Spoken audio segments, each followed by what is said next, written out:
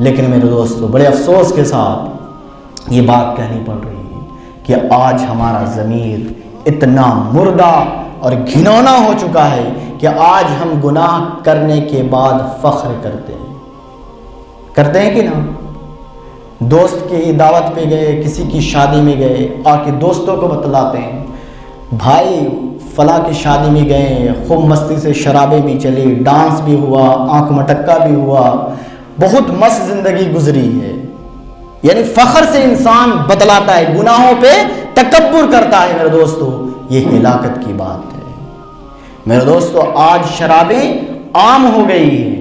آج ہم سمجھتے ہیں کہ شراب جو وائن جو بازار میں ملتی ہے وہی شراب ہے۔ شراب کیا ہے؟ شراب کے بارے میں اللہ کے رسول نے کیا بیان فرمایا کہ ہر نشہ لانے والی چیز شراب ہے، ہر نشہ لانے والی چیز شراب ہے، اور شراب حرام ہے، چاہے وہ تاڑی ہو، چاہے وہ کسی طرح کا بھی نشہ ہو۔ آج ہماری نوجوان نسل تباہ ہو رہی نشے میں۔ میرے دوستو حدیث میں آتا ہے کہ جب شرابی شراب پیتا ہے تو اس کے سینے سے جو تقوی کا نور ہے، ایمان کا نور ہے، وہ چھین لیا جاتا ہے، اور جب شرابی مرتا ہے تو مرتے وقت اس کو کلمہ نصیب نہیں ہوتا۔